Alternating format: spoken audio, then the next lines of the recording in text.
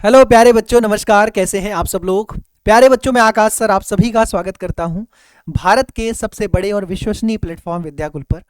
बच्चों, आज की क्लास आपके 11th के एग्जाम के को ध्यान में रखते हुए मैं लेकर आया हूं। और इस पूरी क्लास में प्यारे बच्चों सारे सब्जेक्टिव प्रश्न करेंगे। सारे सब्जेक्टिव प्रश्न करेंगे प्यारे बच्चों, जिसमें जो है लॉन्ग क्वेश्चन भी होंगे और शॉर्ट क्वेश्चन भी होंगे। तो बहुत अच्छे से हम लोग इसको कवर करेंगे। पूरा पूरा मैं आपको बताऊंगा कौन लॉन्ग क्वेश्चन है, कौन शॉर्ट क्वेश्चन है। उस हिसाब से हम लोग करेंगे इसको। आ, अपनी तैयारी को मजबूत करिए, बेहतर करिए, अच्छा तैयारी करिए बच्चों। और यही है जो आपको आपके उस सपने तक आपसे मिलाएगा। इसलिए मेहनत जारी रखिए, तैयारी अच्छी से करिए। चलिए स्टार्ट करते हैं बिना देर किए हुए। इस पूरे क्लास में प्यारे बच्चों हम लोग दो तरह की चीज़ों की चर्चा करेंगे। एक तो करेंगे सब्जेक्टिव प्रश्नों की, है ना, मतलब हम लोग सब्जेक्टिव प्रश्न देखने चल रहे हैं। सब्जेक्टिव में प्यारे बच्चों दो तरह से हम चर्चा करेंगे। एक लघुत्तरीय प्रश्न और दीर्घ उत्तरीय प्रश्न, है ना। दो तरह के प्रश्नों की चर्चा करेंगे। और स्टार्ट करते हैं क्लास को बच्चों। और आपके सामने पहला प्रश्न है। बहुत ही छोटा प्रश्न है, पर एग्जाम में आते हैं बच्चों। जो 11th में भी आते हैं, 12th में भी आते हैं। अलग अलग पूछा जा सकता है आपसे। अलग से पूछा जा सकता है भौतिक भूगोल किसे कहते हैं, अलग से पूछा जा सकता है मानव भूगोल किसे कहते हैं। तो कहते किसे हैं प्यारे बच्चों? कैसे लिखना है इसका उत्तर? उत्तर कैसे लिखना है बच्चों? देखिए कैसे लिखेंगे आप इसको। अगर एग्जाम में ऐसे प्रश्न आएंगे तो आप कैसे लिख करके दिखाओगे एग्जामिनर के सामने? पहले बच्चों याद रखना, भौतिक भूगोल के अंतर्गत हम किन चीजों का अध्ययन करते हैं? भौतिक भूगोल में भौतिक भूगोल में प्यारे बच्चों उन चीजों का अध्ययन करते हैं जो प्रकृति द्वारा बनाई गई हों और जिनका प्रभाव प्राकृतिक हो। और मानव भूगोल में हम पर्यावरण और मानव के बीच के रिश्ते का अध्ययन करते हैं। तो कैसे इसको लिखना है, लिखेंगे प्यारे बच्चों?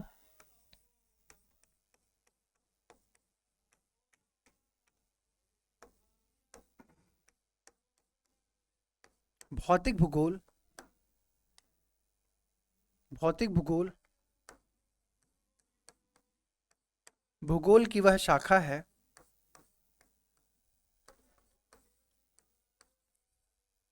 भूगोल की वह शाखा है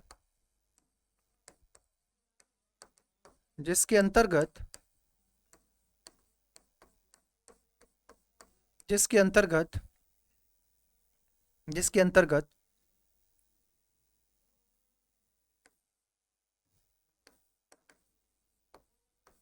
स्थलाकृतियों स्थलाकृतियों जैसे पर्वत, पठार, नदियां, झील, झरने, नहर, इन सब का स्थलाकृतियों, कौमा,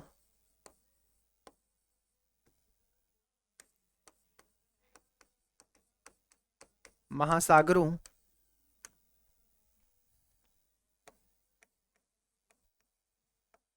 महाद्वीपों, महासागरों, महाद्वीपों,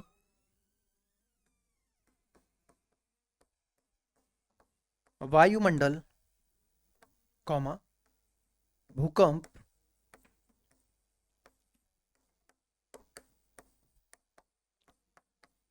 ज्वालामुखी एवं चक्रवात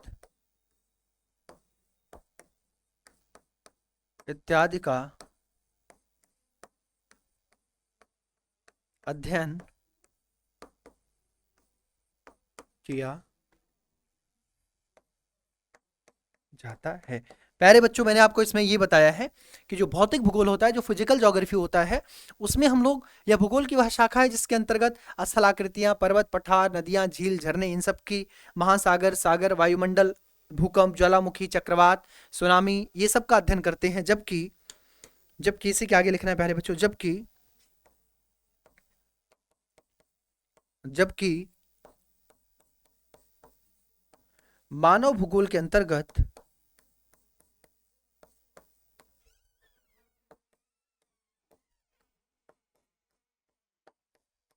मानव भूगोल के अंतर्गत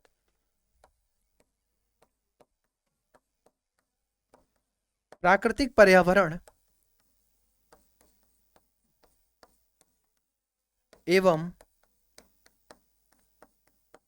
मानव के बीच के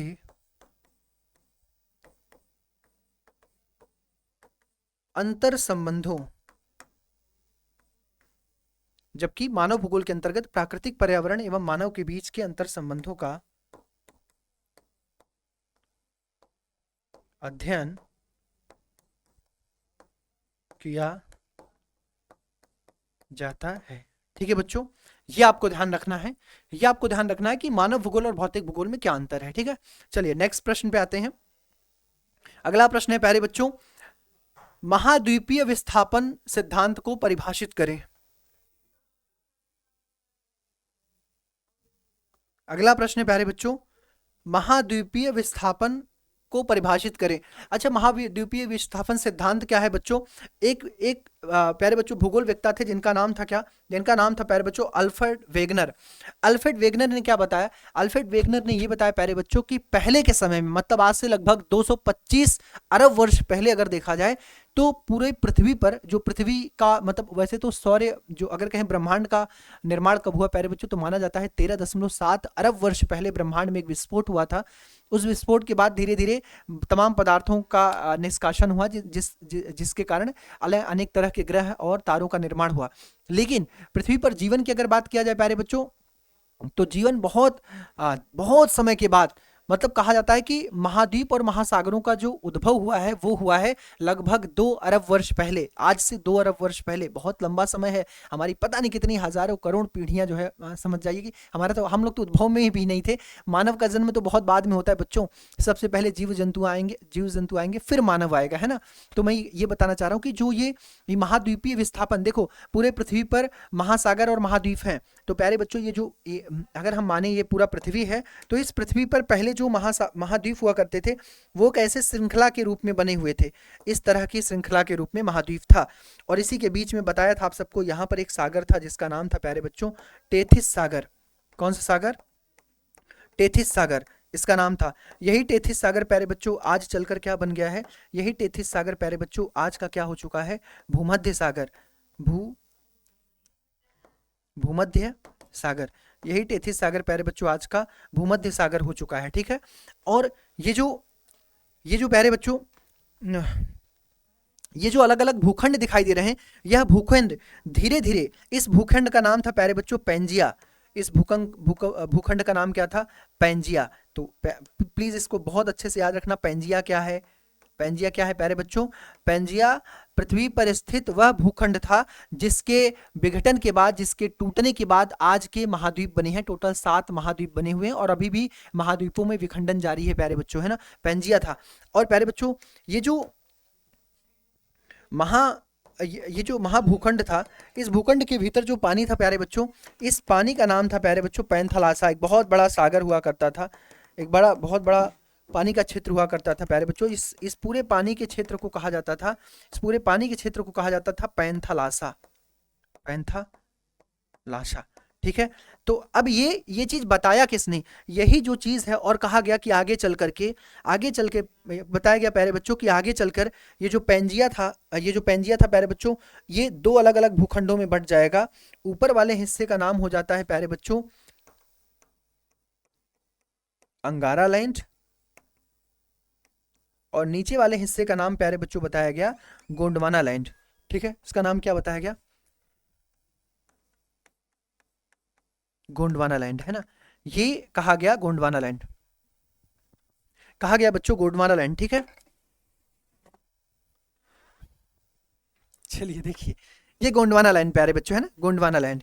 अब आज का भारत अगर देखा जाए तो किसका हिस्सा है? भारत हमारा उत्तर साइड में प्यारे बच्चों, और उत्तर साइड का मतलब भारत अंगारा लैंड का हिस्सा है, चाइना अंगारा लैंड का हिस्सा है, रशिया अंगारा लैंड का हिस्सा है, यूरोप अंगारा लैंड में आता है, एशिया अंगारा लैंड में आता है, उत्तरी अमेरिका अंगारा लैंड में आता है, और ग्रीनलैंड आता है अंगारा लैंड में।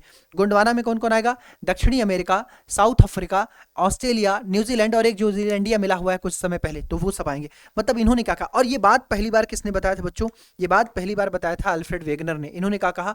इन्होंने कहा प्यारे बच्चों की महाद्वीपीय विस्थापन, ये कह रहे हैं कि महाद्वीपों में लगातार विस्थापन हो रहा है, आज भी महाद्वीपों में विस्थापन जारी है। आप अगर मानचित्र देखेंगे प्यारे बच्चों तो अफ्रीका के बगल से एक भूखंड आपको अलग होता दिखता है जिसका नाम है मेडागास्कर। कभी वो अफ्रीका से सटा हुआ था, आप देखिएगा मैप को बच्चों तो आपको समझ में आएगा कि आज भी महाद्वीपों में ये विस्थापन की प्रक्रिया जारी है उनके प्लेटों के बीच में। महाद्वीपीय विस्थापन सिद्धांत के प्रतिपादक मतलब उसके जनक बोले जाते हैं अल्फ्रेड वेगनर को। इन्होंने 1912 में ये सिद्धांत दिया और उन्होंने कहा कि पृथ्वी के सभी महाद्वीप कार्बोनीफेरस, एक युग है प्यारे बच्चों जिनका नाम है कार्बोनीफेरस युग, एक एरा का नाम है कार्बोनीफेरस, याद रखना जरूरी नहीं है। पेंजिया नामक एक ही विशाल भूखंड के रूप में जुड़े हुए थे, ये पेंजिया, ये जो येलो कलर का मैंने बनाया था, और चारों ओर पैंथालासा, वो जो मैंने यहाँ लिखा है बच्चों, ये पूरा चारों ओर पैंथालासा सागर था। और मेसोजोइक युग में पेंजिया के टूटने, और किसमें टूटा, अंगारा लैंड और गोंडवाना लैंड में। बच्चों इसी अंगारा लैंड का नाम क्या है, अंगारा लैंड का दूसरा नाम है लॉरेशिया, इसका एक और नाम है जिसका नाम है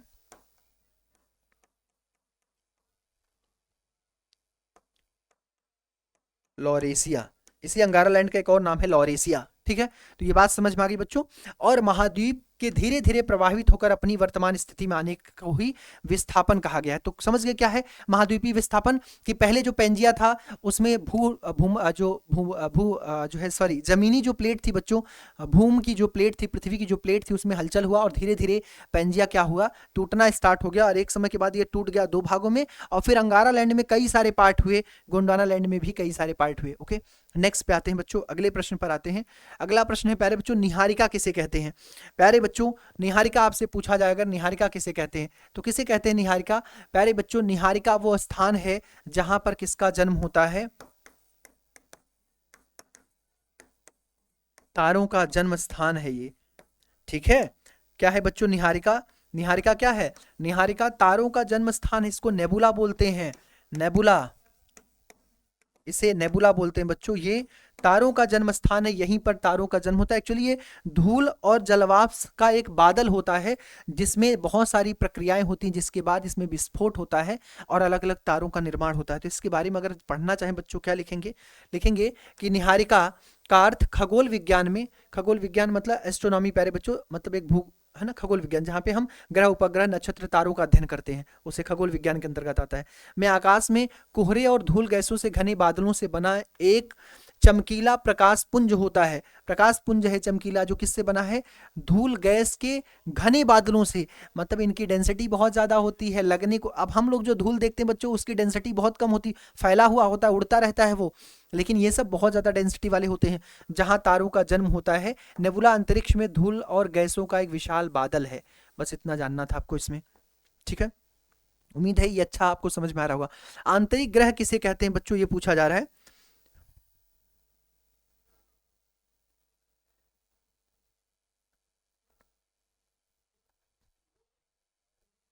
चलिए, हाँ ठीक है, वो हो चुका है। आंतरिक ग्रह किसे कहते हैं बच्चों, याद रखना, जैसे आप सूरज बनाओगे, अगर सूर्य को,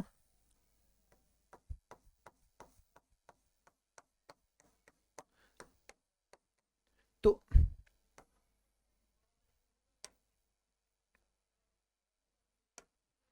ये हमारा सूर्य है प्यारे बच्चों, और सूर्य से जैसे ही आगे बढ़ोगे आप दूरी के आधार पर, और नजदीक ला दें, चलो ऐसे बना देते हैं,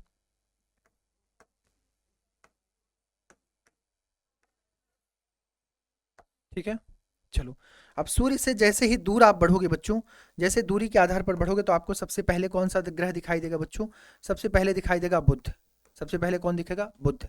फिर दिखेगा प्यारे बच्चों शुक्र, फिर दिखेगा प्यारे बच्चों पृथ्वी, फिर दिखेगा प्यारे बच्चों मंगल, मंगल ग्रह। फिर कौन दिखेगा प्यारे बच्चों, फिर दिखेगा बृहस्पति, फिर दिखेगा प्यारे बच्चों शनि, फिर दिखेगा प्यारे बच्चों अरुण, और फिर दिखेगा प्यारे बच्चों वरुण। एक और ग्रह हुआ करता था बच्चों 2006 से पहले, जिसका नाम होता था, जिसका नाम होता था प्यारे बच्चों प्लेटो, लेकिन उसे 2016 में ग्रह की श्रेणी से बाहर कर दिया गया क्योंकि वह ग्रह के जो रूल्स नॉर्म्स होते हैं उसको फॉलो नहीं कर रहा था, उसके नियम को मानता नहीं था। अरे बच्चों दूरी के आधार पर अगर देखेंगे तो सबसे नजदीक कौन है सूर्य के? बुध है। और सबसे दूर कौन है? सबसे नजदीक कौन है सूर्य के? बुध। बुध सूर्य के सबसे नजदीक है। सबसे दूर कौन है? वरुण। अगर देखिए, अब ध्यान से देखिएगा प्यारे बच्चों, ये चार ग्रह को बुध से लेकर के मंगल तक के ग्रह को कहा जाता है प्यारे बच्चों आंतरिक ग्रह।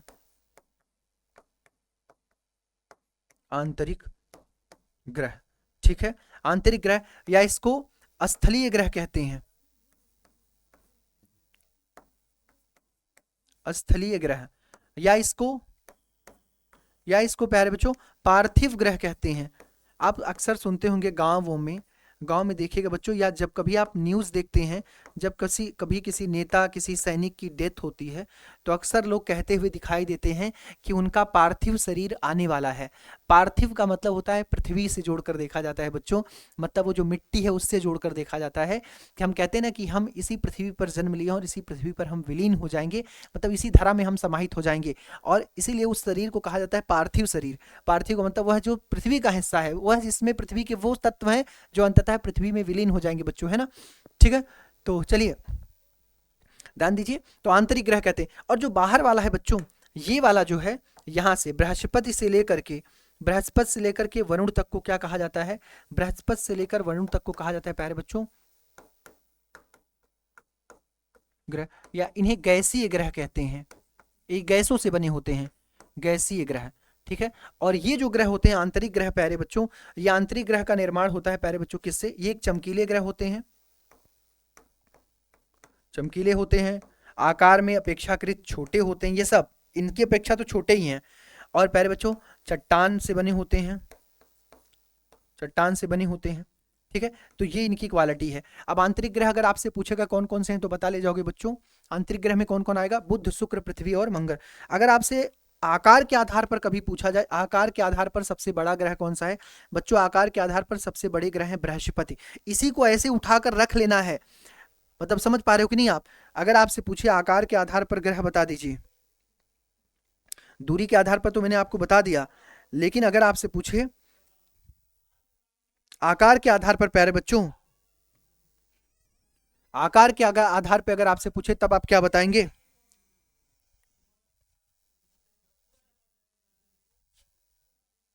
आकार के आधार पर अगर पूछे, आकार के आधार पर तो ये पूरा ऐसे ही लिख देना है। आकार के आधार पर कभी अगर एग्जाम में आए, आकार के आधार पर देखेंगे तो सबसे पहले आएगा प्यारे बच्चों बृहस्पति, फिर कौन आएगा बच्चों?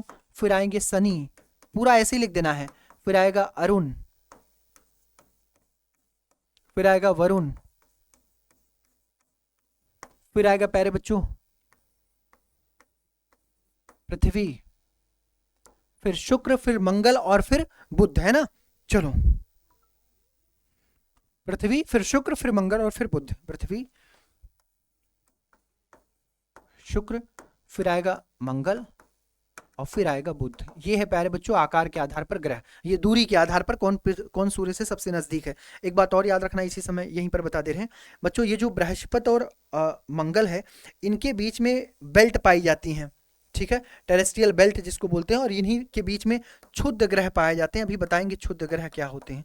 क्षुद्र ग्रह पाए जाते हैं, ठीक है। अब आते हैं बच्चों, आपसे पूछा गया है कि आंतरिक ग्रह क्या होते हैं, तो ये सूर्य के सबसे नजदीक छोटे चट्टानी और ठोस सतह वाले ग्रह होते हैं। इनके अंतर्गत कौन कौन आता है? बुध, शुक्र, पृथ्वी और मंगल। नेक्स्ट प्रश्न पे आते हैं बच्चों, क्षुद्र ग्रह किसे कहते हैं? तो किसे कहते हैं प्यारे बच्चों क्षुद्र ग्रह? क्षुद्र ग्रह कहते हैं प्यारे बच्चों सूर्य की परिक्रमा करने वाले। देखो ये भी सूर्य की परिक्रमा करेंगे, ग्रह भी सूर्य का परिक्रमा करेगा, लेकिन ध्यान रखना अंतर क्या है? अंतर यह है प्यारे बच्चों, जहां ग्रह स्वतंत्र हैं वहीं दूसरी तरफ क्षुद्र ग्रह किसके किसके बीच पाए जाते हैं बच्चों? ये खगोलीय पिंड होते हैं जो लघु ग्रह या ग्रहिका कहे जाते हैं, मतलब ये ग्रह से आकार में छोटे होते हैं, इनका आकार ग्रहों से छोटा होता है, इसीलिए इसका नाम है क्षुद्र ग्रह। और ये मुख्य रूप से किसके बीच पाए जाते हैं? ये पाए जाते हैं मंगल और बृहस्पति की कक्षाओं के बीच एक बेल्ट होता है, क्षुद्र ग्रह बेल्ट बोलते हैं, उसी के बीच में ये चक्कर लगाते रहते हैं, उसी के साथ में सूर्य का चक्कर लगाते हैं, ग्रहों से छोटे होते हैं, इनको ग्रह की श्रेणी में नहीं रखा गया है। नेक्स्ट आते हैं बच्चों, अगले प्रश्न पर आ जाते हैं।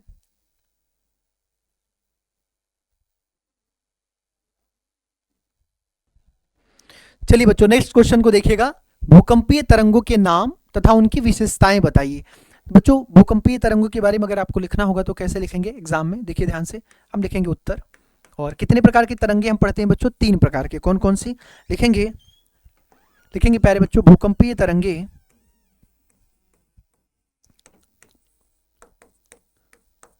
तरंगे 3 प्रकार की होती हैं। ठीक है प्यारे बच्चों, 3 प्रकार की होती हैं। कौन कौन होती हैं बच्चों? एक को कहा जाता है प्राथमिक तरंग, जिसको हम किससे जानते हैं? पी तरंग से, है ना बच्चों? पी तरंग भी कहते हैं इसे। एक का नाम है प्यारे बच्चों द्वितीयक तरंगे,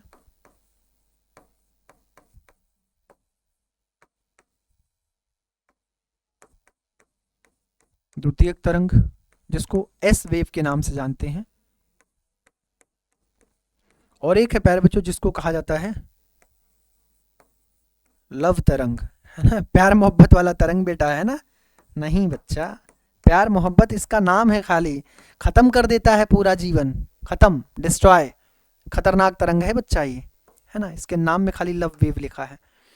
ठीक है, चलो अब देखते हैं इसकी विशेषताएं क्या क्या। ये तो 3 तरंगे होंगे प्यारे बच्चों। पहला पॉइंट कैसे लिखेंगे? पहला पॉइंट लिखेंगे उनकी विशेषताएं। तो पहले में लिखेंगे कि पी वेव या प्राथमिक तरंग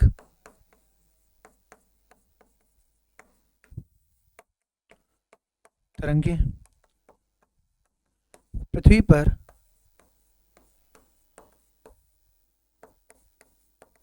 सबसे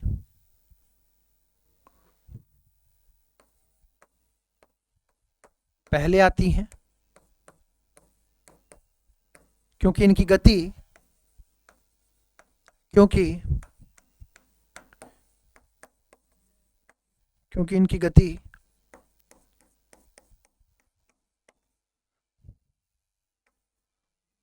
सबसे तेज होती है, सबसे तेज होती है। ठीक है बच्चों, क्योंकि इनकी गति सबसे तेज होती है। ठीक, तथा ये तरंगे तीनों माध्यम में चलती हैं।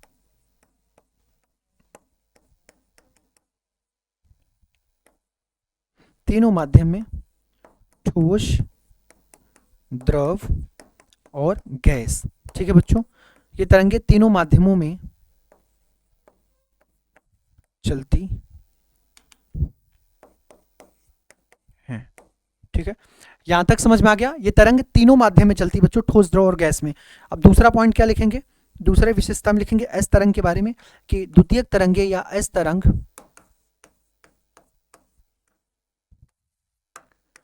केवल ठोस माध्यम में चलती हैं।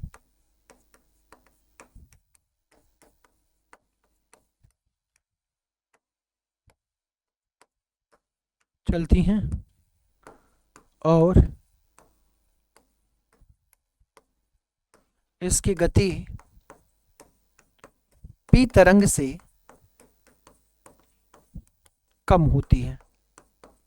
ठीक है बच्चों, इसकी गति जो है प्यारे बच्चों, इसकी गति जो है प्यारे बच्चों वो पी तरंग से क्या होती है? कम होती है। नेक्स्ट पे आते हैं, तीसरा पॉइंट लिख देते हैं।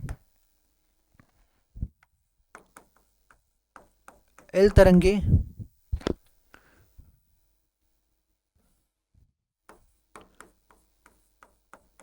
एल तरंगों का निर्माण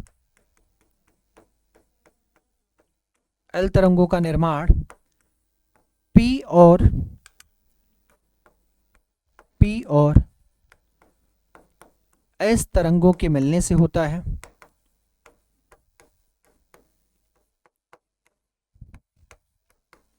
एल और पी और एस तरंगों के मिलने से होता है, तथा एल तरंग से ही सर्वाधिक विनाश होता है। मतलब ये डिस्ट्रॉय करता है बच्चों,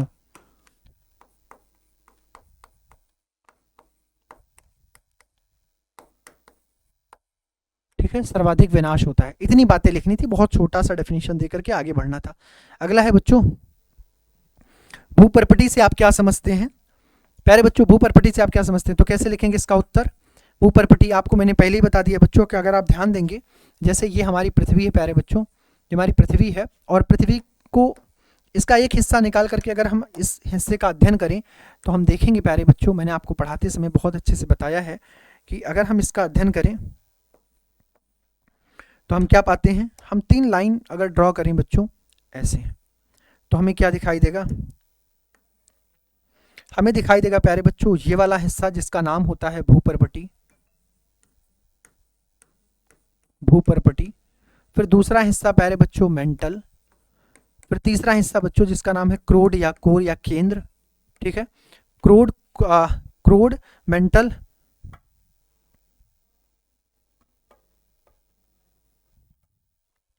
या फिर क्रोड, है ना। हमें किसके बारे में पूछा गया बच्चों? भूपर्पटी के बारे में। तो कैसे लिखेंगे? भूपर्पटी, भूपर्पटी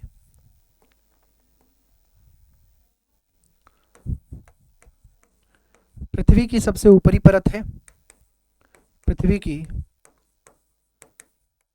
सबसे ऊपरी परत है। इसी पर महाद्वीप एवं महासागर स्थित है।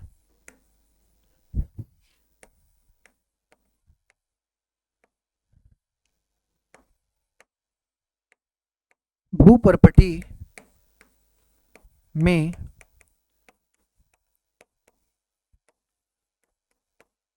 सिलिकॉन एवं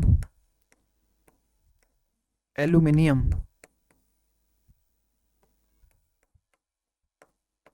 सिलिकॉन एवं एल्यूमिनियम की मात्रा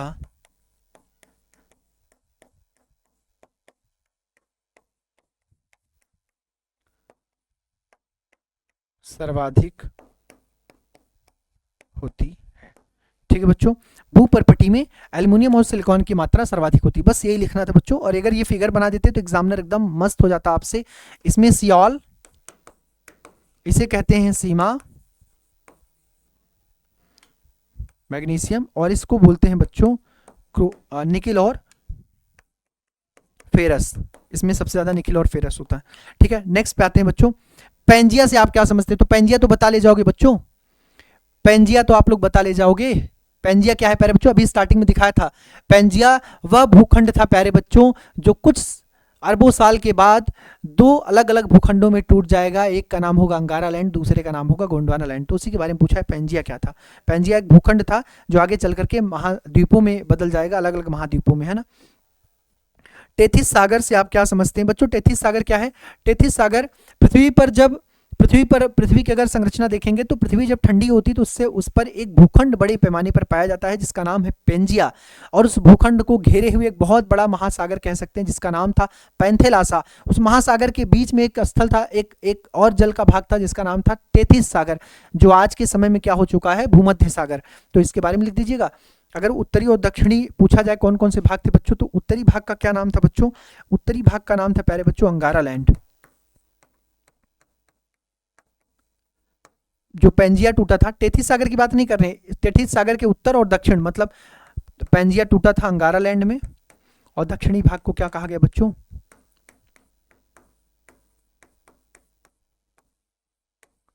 गोंडवाना लैंड, है ना बच्चों, गोंडवाना लैंड। अगर आपसे बात करें कि अंगारा लैंड में कौन कौन से हिस्से आए थे, तो यहां पर आया था बच्चों, इसके अंतर्गत आता है उत्तरी अमेरिका, इसके अंतर्गत आया था बच्चों ग्रीनलैंड, इसके अंतर्गत आता है बच्चों यूरोप, इसके अंतर्गत आता है प्यारे बच्चों एशिया,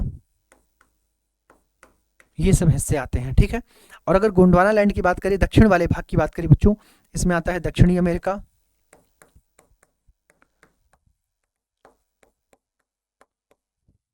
दक्षिणी अमेरिका, इसके अंतर्गत आता है प्यारे बच्चों अफ्रीका, और अफ्रीका से टूट करके एक स्थल और बन गया है बच्चों जिसका नाम है मेडागास्कर। मेडागास्कर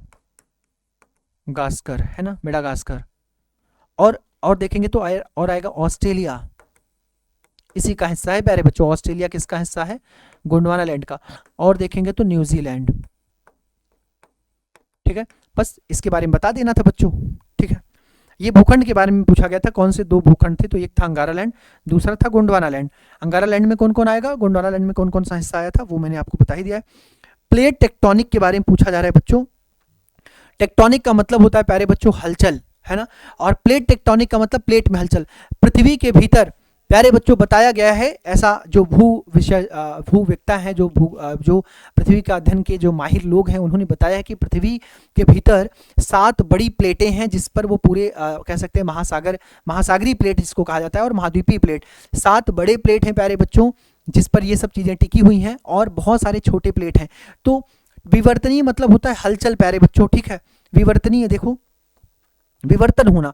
प्लेट टेक्टोनिक इसको कहा जाता है। प्लेट टेक्टोनिक एक भूवैज्ञानिक सिद्धांत है जिसके अनुसार पृथ्वी के ऊपरी कठोर स्थल मंडल, जिसको लिथोस्फीयर कहा जाता है बच्चों, लिथोस्फीयर, कई छोटी और बड़ी प्लेटों में विभाजित है, जो दुर्बलता मंडल जिसको एटमॉस्फेयर कहा जाता है, पर निरंतर गतिशील है। ये प्लेटें आपस में टकराकर दूर जाकर समानांतर खिसक करके, आपको पता है कि अगर प्लेटें टकराएंगी तो पर्वतों का निर्माण होगा, अगर प्लेटें प्यारे बच्चों दूर जाएंगी तो नई चट्टान, जो मैग्मा है नीचे से ऊपर आएगा लावा बन करके, तो नए परतों का निर्माण होगा। और अगर प्लेटें समानांतर चलती हैं प्यारे बच्चों तो ऐसे भ्रंश और घाटियां बनती हैं, है ना। हाँ, पृथ्वी की सतह पर भूकंप, ज्वालामुखी, पर्वत निर्माण और महाद्वीपीय विस्थापन जैसी भूगर्भिक प्रक्रियाएं उत्पन्न करती हैं। तो ये आपको याद रखना था, प्लेट टेक्टोनिक किसे कहते हैं ना। प्लेट टेक्टोनिक के बारे में एग्जाम में अगर आएगा बच्चों तो लिख लीजिएगा, है ना।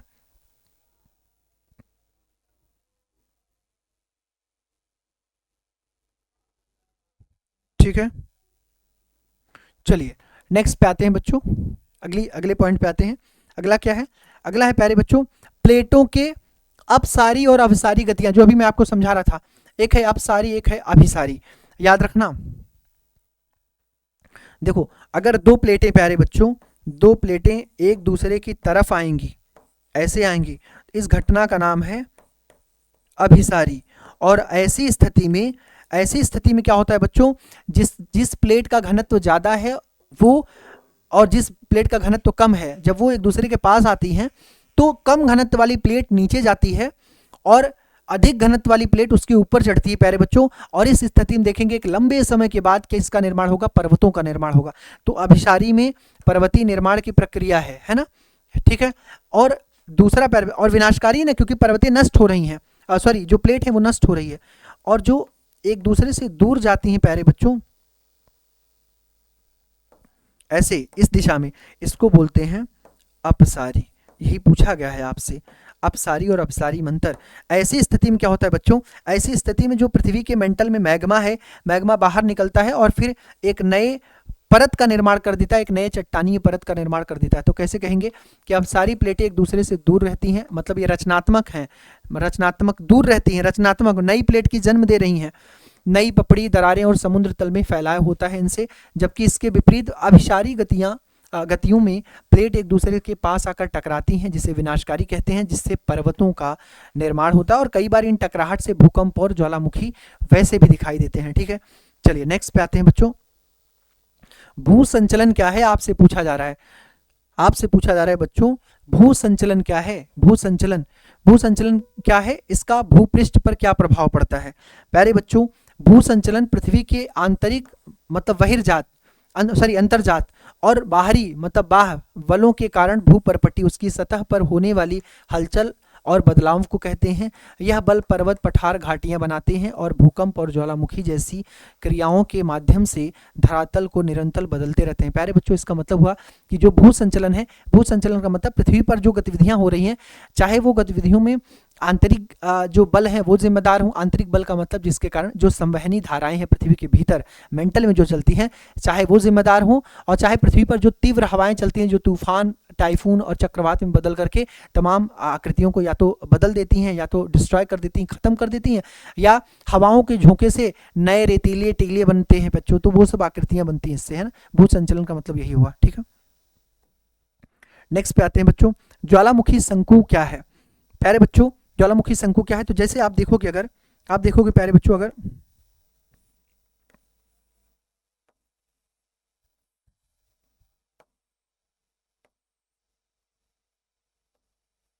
आप अगर देखोगे तो प्यारे बच्चों ज्वालामुखी उद्गार के समय इस वाले हिस्से का नाम है क्रेटर, ये कहलाता है क्रेटर, ठीक है। और पृथ्वी के नीचे जो मैग्मा है प्यारे बच्चों, ये मैग्मा मेंटल में जो मैग्मा है प्यारे बच्चों, ये मैग्मा इसी रास्ते से क्या करता है, बाहर आता है। और जैसे ही मैग्मा बाहर आता है बच्चों, इस मैग्मा को हम किस नाम से जानने लगते हैं, यह मैग्मा किस रूप में जाना जाता है, लावा कहलाता है प्यारे बच्चों। जब तक पृथ्वी के भीतर रहती हैं तब तक वो मैग्मा, और जैसे ही पृथ्वी के बाहर आता है लावा कहलाता है। और इस समय प्यारे बच्चों सबसे ज़्यादा जो निकलता है ज्वालामुखी उद्गार के समय, वो निकलता है जलवाष्प।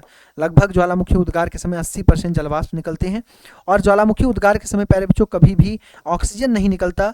एक प्यारे बच्चों जो कंपटीशन के एग्जाम की तैयारी आप आगे चल के करेंगे 12th के बाद, तो आप देखेंगे कंपटीशन एग्जाम में ये सब प्रश्न आते हैं, क्रेटर क्या होता है, या मैग्मा और लावा में क्या अंतर है, या फिर आपसे ऑब्जेक्टिव प्रश्न पूछा जाता है कि निम्नलिखित में से सर्वाधिक किस चीज़ का उद्गार होता है ज्वालामुखी के समय, तो जलवाष्प का।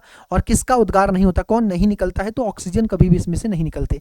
तो अच्छा, ज्वालामुखी शंकु ज्वालामुखी के फटने पर बाहर निकलने वाले लावा, राख और चट्टान के टुकड़े, जिसको ट्रेफा कहा जाता है, के निकास नली के चारों ओर जमा होने से बनी एक शंक्वाकार पहाड़ी होती है बच्चों। मतलब इस रास्ते से बहुत सारे लगातार पिघलते हुए लावा जब बाहर निकलते हैं बच्चों, तो कुछ समय के बाद जब ठंडा होकर जमने लगते हैं तो इससे एक शंक्वाकार आकृति बनती है, जिसे कहा जाता है ज्वालामुखी शंकु। यह एक केंद्रीय गर्त, जिसको क्रेटर कहते हैं, के साथ सक्रिय या निष्क्रिय अवस्था में रह सकता है, क्योंकि ज्वालामुखी सक्रिय भी होते हैं, निष्क्रिय भी होते हैं बच्चों, तो वो बताया गया। नेक्स्ट पे आते हैं बच्चों,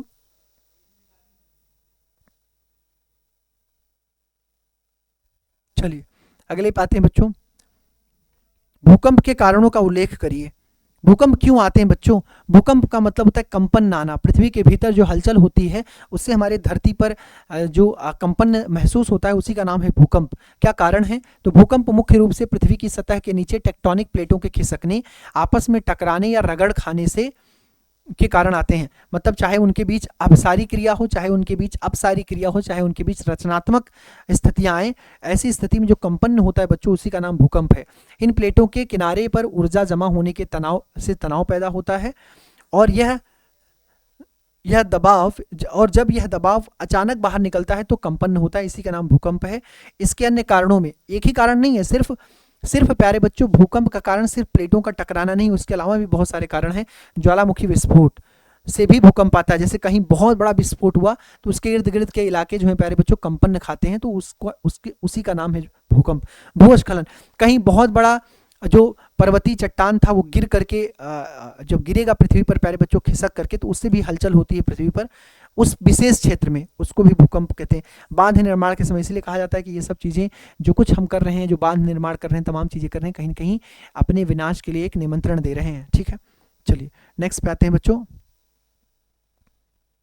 भूकंप के प्रभावों का वर्णन करिए। भूकंप का जो प्रभाव है वो कहाँ तक है, किस प्रकार से है, उसका वर्णन करने के लिए कहा जा रहा है। भूकंप के प्रभावों का क्या करिए बच्चों, भूकंप के प्रभावों का वर्णन करिए। क्या है प्यारे बच्चों, इसमें क्या पढ़ेंगे, तो देखिए ध्यान से कि भूकंप पृथ्वी की सतह के अचानक हिलने से एक विनाशकारी घटना है। जो विवर्तनीय प्लेट मैंने आपको बता ही दिया कि 7 प्रमुख प्लेटें और बहुत सारी छोटी प्लेटें जो आपस में या तो टकराएंगी या दूर दूर जाएंगी या साथ साथ चलेंगी, के हलचल से पैदा होती हैं। इसके प्रभावों में इमारतों का ढहना, अरे ये भी बताने वाली बात है, भूकंप आता है आप घर में देखते हैं पंखे हिलने लगते हैं, जहाँ कमज़ोर इमारतें हैं वो गिर जाती हैं, बहुत सारा नुकसान हो जाता है भूकंप के आने से बच्चों, है ना। जान माल की हानि पर बच्चों, बहुत सारे लोग मकान के गिरने से दबकर मर जाते हैं। भूस्खलन, भूकंप मान लो आ रहा है, भूकंप की हलचल से मान लो कोई चट्टान है बहुत लंबे समय से टिका हुआ है, भूकंप की हलचल से कंपन से चट्टान गिर करके रास्ते में आ जाता है, जिससे आवागमन के लोगों को दिक्कतें होती हैं। सुनामी आ सकती है, आग लग सकती है, और ज़मीनी सतह पर दरारें पड़ती हैं। कई बार आप देखते होंगे बच्चों सड़क फट जाती है भूकंप के आने से, है ना। और यह जनजीवन को अस्त व्यस्त कर आर्थिक और सामाजिक संकट पैदा करता है। ये है उसका प्रभाव, ये कितना बड़ा नुकसान करता है। ठीक है, अगर भारत के संदर्भ में बात करें प्यारे बच्चों कि भारत में कितने भूकंपीय जोन हैं, तो पहले 5 भूकंपीय जोन डिसाइड किए गए थे, लेकिन वर्तमान में प्यारे बच्चों भारत में 1 नंबर और 2 नंबर को मिलाकर कह दिया गया है zone number 2। Total 4 zone decide किए गए। जोन का मतलब एक विशेष एरिया जिसमें भूकंपीय गतिविधियां या तो ज़्यादा होंगी या तो कम होंगी। तो 2, 3, 4 और 5। सबसे खतरनाक जो है बच्चों वो है 5, जोन नंबर 5, जिसमें कौन कौन से क्षेत्र आते हैं अभी बताएंगे। और सबसे सामान्य है जहां पर कम भूकंपीय गतिविधियां देखने को मिलती हैं वो है जोन 1 और 2, जिसको मिलाकर के 2 कहते हैं, है ना। भारत मानक ब्यूरो जिसको बोलते हैं प्यारे बच्चों, Bharat standard bureau standard of India के अनुसार भारत को भूकंपीय सक्रियता के आधार पर 4 मुख्य क्षेत्रों या जोन में बांटा गया है। जोन 2, 3, 4 और 5। 1 नहीं, 1 को 2 में मर्ज कर दिया गया है, में वर्गीकृत किया गया है, जिसमें जोन 5 सबसे अधिक और जोन 2 जो है सबसे कम जोखिम वाला क्षेत्र है। मतलब सबसे अधिक जोखिम वाला क्षेत्र कौन कौन सा है? 5, जो सबसे डेंजरस है। और कहा गया है कि देश का लगभग 61% हिस्सा मध्यम से उच्च भूकंपीय जोन में रहता है। मतलब भारत भी प्यारे बच्चों, अगर दुनिया में देखा जाए सर्वाधिक जो भूकंप आते हैं वो जापान वाले बेल्ट में आते हैं, लेकिन भारत में भी लगातार देखने को मिलते रहते हैं। अभी हाल ही में देखिए कि बंगाल के साइड में भूकंप आया था, फिर नेपाल के हिस्से में आया था, भारत में भी कहीं दिल्ली में भूकंप आया था। तो भारत भी अलग अलग समय पर अलग अलग क्षेत्रों में भूकंपीय गतिविधियां महसूस करता है, जिससे बहुत सारे नुकसान भी होते हैं, जिसमें पूर्वोत्तर भारत, कश्मीर, हिमाचल प्रदेश, उत्तराखंड, गुजरात के कच्छ और उत्तरी बिहार और अंडमान निकोबार द्वीप समूह सबसे अधिक जोखिम वाले जोन 5 में शामिल हैं। मतलब जम्मू कश्मीर, लद्दाख, पूर्वोत्तर भारत, अंडमान निकोबार में 2 ज्वालामुखी भी हैं बच्चों। एक अंडमान में है जिसका नाम है बैरन, और एक निकोबार में जिसका नाम है नारकुंडम, है ना। ठीक है, चलिए नेक्स्ट पे आते हैं, अगले पे आते हैं बच्चों। खनिज और चट्टान में क्या अंतर है? रॉक एंड सॉइल में क्या अंतर है? रॉक और मिनरल्स में क्या अंतर है? सॉइल मतलब तो मिट्टी होता है बच्चों। चट्टान और खनिज में क्या अंतर है? बच्चों याद रखना, बहुत सारे खनिजों के मिलने से किसका निर्माण होता है? चट्टान का, है ना। बहुत सारे खनिजों के मिलने से किसका निर्माण होता है प्यारे बच्चों? चट्टान का। तो चट्टान किससे बनते हैं? खनिजों से। एक चट्टान जैसे हम निकालते हैं कहीं से तो उसमें बहुत सारे खनिज मिलेंगे, हम क्या करते हैं? प्यूरिफिकेशन करते हैं, उसको शुद्धिकरण करते हैं, और अलग अलग चट्टान से, मतलब एक चट्टान से अलग अलग प्रकार के मिनरल्स हमें मिलते हैं, खनिज मिलते हैं। तो खनिजों की एक निश्चित आंतरिक परमाणु संरचना होती है, एक क्रिस्टलीय फॉर्म होता है, जबकि चट्टान में ऐसी कोई भी एकल संरचना नहीं पाई जाती। आप लोग बहुत अच्छे से पढ़े होंगे, बस हम आपका रिवीजन करा दे रहे हैं बच्चों, ताकि आप एग्जाम में अगर इस तरह से इसके इर्द गिर्द प्रश्न आए तो आपका कॉन्फिडेंस अच्छा रहे, आप इसको कर पाइए, है ना।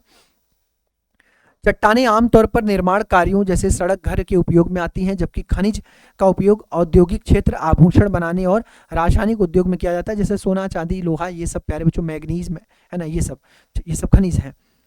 ठीक है, चट्टानों का कोई निश्चित रासायनिक सूत्र नहीं होता, जबकि खनिजों का होता है, जो कि जैसे मैंने पहले में लिखाया था।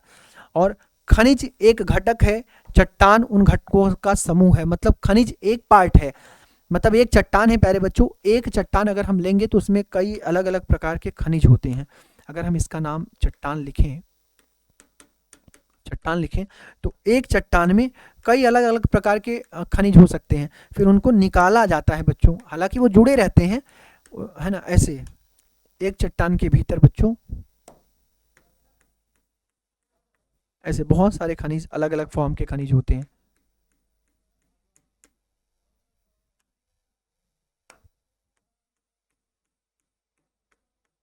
ऐसे एक चट्टान के भीतर प्यारे बच्चों ये सब अलग अलग तरह के खनिज हैं।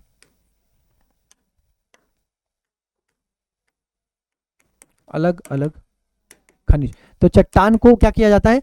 चट्टानों से ही खनिज निकाले जाते हैं प्यारे बच्चों। ठीक, चट्टान से ही क्या निकाले जाते हैं? खनिज। ठीक है, और चट्टानों के अगर उदाहरण देखेंगे जैसे ग्रेनाइट, बेसाल्ट और चूना पत्थर, ये सब चट्टानों के प्रकार हैं। चट्टान 3 प्रकार के होते हैं, एग्नियस रॉक, आग्नेय चट्टान, सेडिमेंट्री रॉक, अवसादी चट्टान, और प्यारे बच्चों एक होता है मेटामॉर्फस, जिसको बोलते हैं कायांतरित या फिर रूपांतरित चट्टान। तो सिर्फ हमने चट्टान का जिक्र किया है। और खनिज के उदाहरण देखेंगे तो क्वार्ट्ज आता है, फेल्डस्पार आता है, अभ्रक आता है, और कैल्साइट आता है ना, ये सब। चलो नेक्स्ट पे आते हैं बच्चों। अगला प्रश्न प्यारे बच्चों, आग्नेय और अवसादी चट्टानों में क्या अंतर है? प्यारे बच्चों बहुत ही छोटा सा डिफरेंस है, हालांकि उनके रूप में तो बहुत बड़ा दिक्कत है, बहुत बड़ा अंतर है, लेकिन लेकिन दोनों की प्रक्रियाएं अलग अलग बनने की, वही आपको समझना है जो एग्जाम में आता है। तो अगर देखेंगे प्यारे बच्चों, याद रखना आग्नेय चट्टानें कैसे बनती हैं? पृथ्वी के भीतर जो मेंटल है उसमें जो हलचल होती है, संवहनी धाराएं जो बहती हैं, जो कहीं कहीं मैग्मा के फॉर्म में उपस्थित होती हैं, जब पृथ्वी की परतों में टकराहट होती है, जगह मिलता है, तो वो मैग्मा बाहर आता है बच्चों, और बाहर आए हुए मैग्मा का नाम है लावा। और उसी लावा के ठंडे होने से किसका निर्माण होता है बच्चों? चट्टान का निर्माण होता है, और उन चट्टानों में खास करके आग्नेय चट्टानों का निर्माण होता है। और प्यारे बच्चों आग्नेय चट्टानें, याद रखिएगा, आग्नेय चट्टानें जीवाश्म रहित होती हैं, उसमें कोई परत नहीं पाई जाती, परत ही नहीं, देखिए जीवाश्म परत के बीच होगा। जीवाश्म किसे कहते हैं बच्चों? जो पेड़ पौधे और मानव जीवन, जीव जंतुओं का जो सड़ गल के नष्ट हो जाना और अरबों सालों के बाद वो जीवाश्म फॉसिल्स में बदल जाते हैं, जैसे पेट्रोलियम कोयला में, है ना, ऐसे लंबे समय पर, ठीक है, अगर बचे रहे तो। परतदार नहीं होती बच्चों, आग्नेय चट्टानें परतदार नहीं होती, और प्यारे बच्चों उसमें किसी भी प्रकार के जीवाश्म नहीं पाए जाते हैं, ठीक है। और अगर अवसादी चट्टानों की बात करें तो प्यारे बच्चों अवसादी चट्टानें कैसे कैसे होती हैं? तो ताप दाब के कारण, ताप दाब की क्रिया के कारण अवसादी चट्टानें बनती हैं, मतलब दबाव के कारण, प्रेशर और टेम्परेचर के कारण। और अवसादी चट्टानें परतदार होती हैं और इसमें जीवाश्म पाया जाता है, मतलब यहाँ पर पेट्रोलियम नहीं मिलेगा, लेकिन जहाँ पर अवसादी चट्टानें होती हैं वहाँ पेट्रोलियम मिलेगा। इन्हीं अंतर को समझना है बच्चों। आग्नेय चट्टानें मैग्मा लावा के ठंडा होने से बनती हैं, और अवसादी चट्टानें पानी, हवा, बर्फ द्वारा जमा किए गए तलछटों कणों से बनती है, मतलब जो बहा कर लाए जाते हैं, लगातार जमाए जाते हैं, वहां से हटते नहीं, उनसे बनता है कौन? अवसादी। आग्नेय चट्टानें कठोर, सघन, मजबूत और बिना परत की होती हैं, जबकि अवसादी चट्टानें परतदार और नरम होती हैं। अगला है प्यारे बच्चों, आग्नेय चट्टानों में जीवाश्म नहीं पाए जाते क्योंकि उसमें परत ही नहीं पाई जाती है, क्योंकि अत्यधिक गर्म लावा से बनती है। और अवसादी चट्टानों में जीवाश्म जैसे पौधे और जानवरों के अवशेष पाए जाते हैं।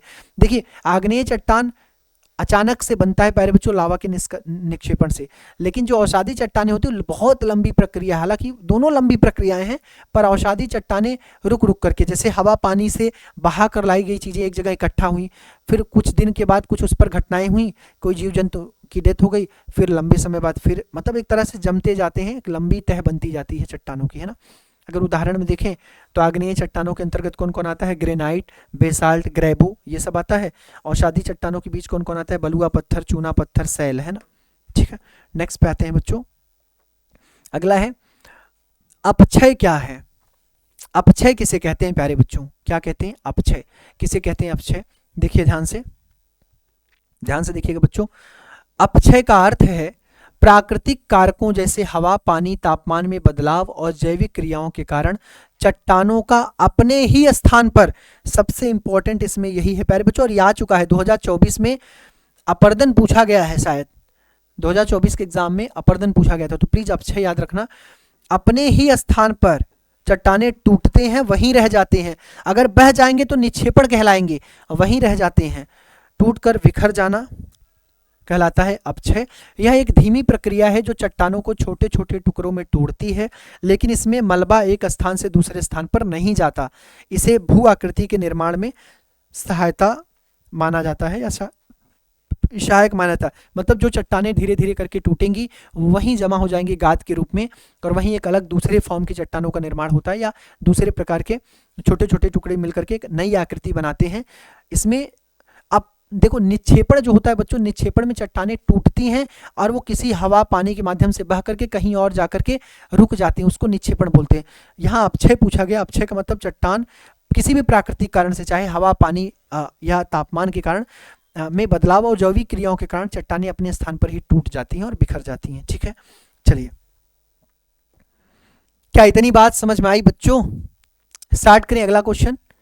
तैयार हैं आप सब लोग अपने तैयारी को लेकर के? कितना आपके अंदर साहस है, कितना ऊर्जा है, कितना एनर्जेटिक हैं आप? मुझे ज़रूर बताइएगा आप लोग, है ना, कि कितना अच्छा लग रहा है आपको, क्लास में कितनी अच्छी लग रही है, और साथ साथ कि आपके अंदर कितना एक्साइटमेंट है कि कैसे जल्दी से 11th का एग्जाम बीते, हम 12th की तैयारी में और ज़्यादा समय दे पाएँ, ठीक है बच्चों। नेक्स्ट प्रश्न पे आते हैं हम लोग, ठीक है।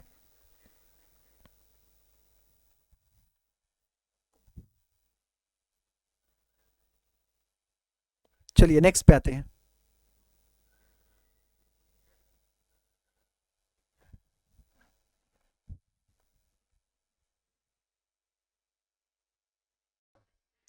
बच्चों नेक्स्ट क्वेश्चन है आप सबके सामने कि वलित पर्वत की विशेषता बताइए। वलित पर्वत क्या होता है प्यारे बच्चों? वलित पर्वत, आपको पता है कि हिमालय एक वलित पर्वत है, रॉकीज और एंडीज एक वलित पर्वत है बच्चों। क्या होता है वलित पर्वत? तो आप देखेंगे जब भी दो प्लेटें, और वो कौन सी दो प्लेटें प्यारे बच्चों? जो दो प्लेट टेक्टोनिक थ्योरी के आधार पे आपको पता है कि 7 बड़ी प्लेटें और बहुत सारी छोटी प्लेटें हैं। तो ये जब कोई भी दो प्लेट आपस में टकराती हैं, जिसको अभिसरण कहते हैं, प्लेटों का प्यारे बच्चों पास पास आना, इसको विनाशकारी प्रक्रिया भी बोलते हैं, जिसमें एक प्लेट नीचे जाती है, दूसरी प्लेट ऊपर आती है, जिससे पर्वतों का निर्माण होता है। से अवसादी चट्टानों के दबने मुड़ने से इसका निर्माण होता है, और ये पर्वत श्रृंखलाएं लंबाई में बहुत अधिक होती हैं। जैसे हिमालय की रेंज आप देखिए बहुत बड़ा है, और लेकिन चौड़ाई अपेक्षाकृत इनकी कम होती है। और अधिकांश वलित पर्वत जैसे हिमालय, रॉकीज, एंडीज जो उत्तरी अमेरिका और दक्षिणी अमेरिका, और प्यारे बच्चों भारत और तमाम देश जो हिमालय पर बसते हैं, जैसे नेपाल, श्रीलंका, ये सब सॉरी नेपाल और जो है भूटान, जो तिब्बत है वो वाला हिस्सा, और भारत का जम्मू कश्मीर वाला हिस्सा, ये सब हिस्सा है ना। और उधर पूरा आगे जाएंगे तो म्यांमार तक का हिस्सा हिमालय से जुड़ा हुआ है। भौगोलिक रूप से बहुत युवा पर्वत है। अगले प्रश्न पे आते हैं बच्चों। अगला प्रश्न है, जलोढ़ मिट्टी से आप क्या समझते हैं? प्यारे बच्चों, जलोढ़ मिट्टी बहुत ही उपजाऊ मिट्टी होती है, जहां पर सबसे ज्यादा कह सकते हैं कि ये पानी को एब्जॉर्ब भी करता है और उपजाऊ भी बहुत बड़ी मात्रा में प्रोडक्शन करता है। तो जलोढ़ मिट्टी नदियों द्वारा बहाकर लाई गई गाद और बालू के निक्षेपों से बनी एक अत्यंत उपजाऊ मिट्टी है। यह भारत के कुल क्षेत्रफल का लगभग 40% भाग को कवर करती है। मतलब भारत का जितना क्षेत्रफल है उसके 40% हिस्से पर कौन सी मिट्टी पाई जाती है? जलोढ़ मिट्टी प्यारे बच्चों, जो मुख्य रूप से गंगा, सिंधु और ब्रह्मपुत्र मैदानों के तटीय क्षेत्रों में पाई जाती है। मतलब एक तो गंगा, ब्रह्मपुत्र और सिंधु नदी के जो मैदान है उन क्षेत्रों में, और दूसरा जो तटीय क्षेत्र है, जो प्यारे बच्चों कोस्टल एरियाज हैं, वहां पर पाई जाती है। अगला प्रश्न है, प्रश्न देखते चलिए तेजी तेजी से, ताकि मैक्सिमम प्रश्न हम लोग कर पाए बच्चों कम समय में। वायुमंडल में वायुमंडल में मुख्य संगठक कौन कौन से हैं, उनका विवरण दीजिए। संगठक का मतलब कंपोजिशन, संगठक का मतलब होता है कंपोजिशन, कंपोजिशन, संगठक का मतलब कंपोजिशन। क्या क्या पाया जाता है? आपको पता है कि पूरे वायुमंडल में, वायुमंडल क्या है? पृथ्वी का एक तरह से सुरक्षा कवच कह सकते हैं। वह सुरक्षा कवच दो विभिन्न प्रकार के जो परावैंगनिक किरणें हैं जो आती हैं पृथ्वी पर, उनको रोकने में सहायक होती है, और पर्यावरण में पृथ्वी के अस्तित्व को बनाए रखने में मदद करती हैं, और पृथ्वी को एक सुरक्षा के रूप में काम करती है पृथ्वी के लिए। तो वायुमंडल में आप देखेंगे सबसे ज्यादा मात्रा में प्यारे बच्चों क्या पाई जाती है? Nitrogen gas. और सेकंड सबसे ज्यादा मात्रा में पाई जाती है प्यारे बच्चों ऑक्सीजन। फिर थर्ड पाई जाती है ऑर्गन। इस तरह से आप देखेंगे वायुमंडल के मुख्य संगठन में संगठन पे इसका जो संगठक है वो है नाइट्रोजन 78%, ऑक्सीजन 21%, जो कुल आयतन का लगभग 90% बनाते हैं। मतलब यही दो गैस पूरे वायुमंडल में, यही दो गैस अकेले 90%, यही गैस दो गैस है, 90 क्या 99%, मतलब 99% यही दो गैस मिलकर हो गए। आपको पता है कि ऐसे ही प्यारे बच्चों, ऐसे ही वायुमंडल, जैसे ये पृथ्वी है, पृथ्वी से ऊपर जैसे आप जाते जाएंगे टोटल 5 लेयर हैं, क्षोभ मंडल, समताप मंडल, मध्य मंडल, आयन मंडल और बहिर्मंडल। तो जो वायुमंडल की 5 परतें हैं, वायुमंडल का अधिकांश जो हिस्सा है वो 100 किलोमीटर के अंदर दिखाई दे देता है, बाकी तो उसके ऊपर वो हजारों किलोमीटर ऊपर तक है। वही कहा जा रहा है कि जो वायुमंडल में सबसे ज़्यादा नाइट्रोजन और ऑक्सीजन है, और फिर इसके बाद प्यारे बच्चों आर्गन है, आर्गन के बाद कार्बन डाइऑक्साइड, जलवाष्प, हीलियम और और धूल के कण जैसी सूक्ष्म गैसें हैं। यह मिश्रण पृथ्वी पर जीवन और मौसम के लिए अत्यंत आवश्यक है। तो वायुमंडल की संरचना के बारे में अगर पूछेगा तो भी आप बता दीजिएगा कि वायुमंडल में 5 प्रमुख परतें हैं, कौन कौन सी? क्षोभ मंडल, समताप मंडल, आयन मंडल, मध्य मंडल, आयन मंडल और बहिर्मंडल, है ना। नेक्स्ट पे आते हैं बच्चों। अगर आपके एग्जाम में आ जाए क्षोभ मंडल पर टिप्पणी लिखिए, ट्रोपोस्फेयर पर टिप्पणी लिखिए। ट्रोपोस्फेयर पहला लेयर है, पहला, फिर उसके बाद स्ट्रेटोस्फेयर, फिर उसके बाद मीजोस्फेयर, फिर उसके बाद आइनोस्फेयर, फिर उसके बाद एक्सोस्फेयर। मतलब क्षोभ मंडल, समताप मंडल, मध्य मंडल, आयन मंडल और बहिर्मंडल। तो क्षोभ मंडल के बारे में अगर देखें बच्चों, क्षोभ मंडल पृथ्वी के वायुमंडल की सबसे निचली और सबसे सघन परत है, जो धरातल से औसतन 10 से 18 किलोमीटर की ऊंचाई पर फैली हुई है। यह परत जीवन के लिए महत्वपूर्ण है, क्योंकि इसमें सांस लेने के लिए ऑक्सीजन, अधिकांश जलवाष्प मौजूद होते हैं, और लगभग सभी मौसमी घटनाएं जैसे बादल, वर्षा, आंधी, तूफान, है ना, इसी मंडल में होती हैं। प्यारे बच्चों, ये क्षोभ मंडल जो है हलचल वाला मंडल है, ठीक है। इसे इसे अधोमंडल भी कहा जाता है, इसे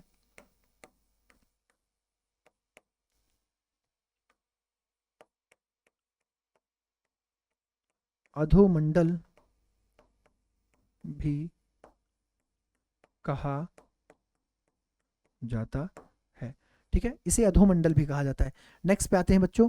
नेक्स्ट है ओजोन परत क्या है।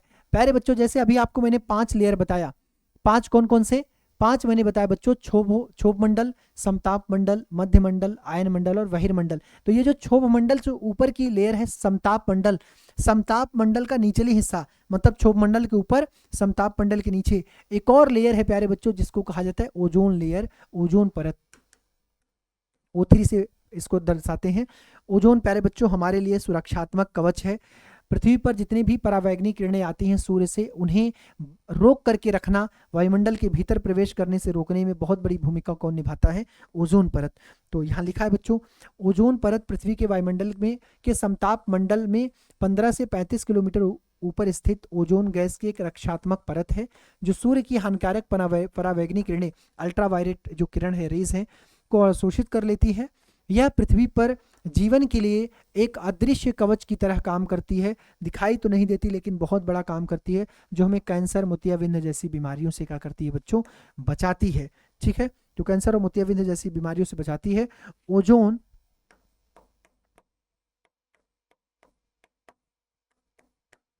ओजोन परत की मोटाई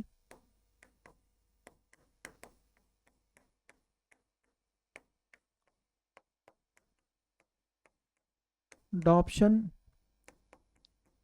यूनिट में मापते हैं। अंटार्कटिक पहले बच्चों, अंटार्कटिका पर सबसे पहली बार ओजोन परत में छिद्र देखा गया था, है ना, और उसमें छिद्र होने का मतलब कि पृथ्वी पर जीवन अस्तित्व पर खतरा आ जाएगा, इसलिए लोग उस पर काम कर रहे हैं उसको बचाने पर। और ये ओजोन परत पतला कैसे होता है, जो हम लोग जो पृथ्वी लगातार उष्मा छोड़ रही, लगातार पृथ्वी पर जो गर्म होती हुई दशाएं आ रही हैं, जिसके कारण ओजोन परत पर क्या पड़ रहा है, इंपैक्ट पड़ रहा है, प्रभाव पड़ रहा है।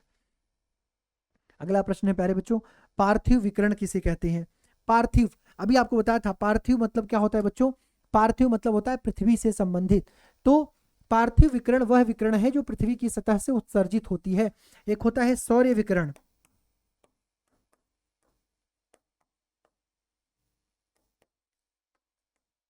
सौर्य विकिरण क्या होता है प्यारे बच्चों, सौर्य विकिरण वो ऊर्जा जो सूर्य से कहाँ आती है, जो सूर्य से निकलती है और पृथ्वी तक आती है।